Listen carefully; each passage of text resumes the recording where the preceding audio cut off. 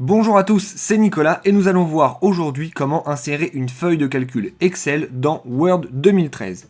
Alors pour ça, il vous suffit de sélectionner l'endroit où vous avez envie d'insérer votre feuille de calcul, ici par exemple, là où j'ai mon curseur, puis d'aller dans l'onglet Insertion de votre ruban, dans Tableau. Lorsque vous affichez le volet déroulant de Tableau, il vous suffit d'aller dans Feuille de calcul Excel. Et vous voyez que vous avez effectivement ici qui s'affiche une vraie feuille de calcul sur Excel. Alors pourquoi mettre une feuille de calcul Excel et pas un simple tableau tout à fait normal de Word?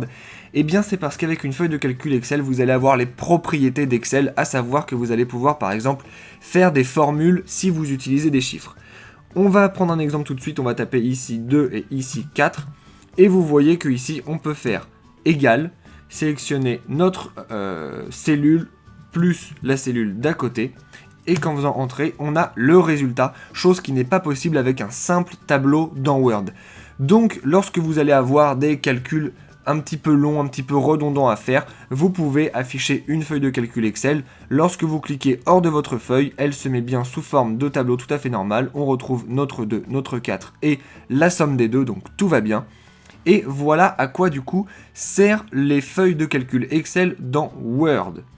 Maintenant que vous savez en insérer une et après faire ce que vous voulez un petit peu dedans, eh bien si vous voulez aller un petit peu plus loin avec les tableaux et notamment leur mise en forme dans Word 2013, eh bien écoutez, je vous conseille d'aller dans la description de cette vidéo où vous trouverez des liens vers d'autres vidéos tuto comme celle-ci. Vous trouverez aussi des liens vers d'autres grandes parties de Word expliquées aussi simplement que dans cette vidéo. Et pour ne rater aucun tuto, abonnez-vous à la chaîne. Si vous voulez nous poser directement vos questions à propos de Word ou d'autres logiciels, vous pouvez laisser un commentaire sur cette vidéo ou nous envoyer un message sur Facebook ou Twitter.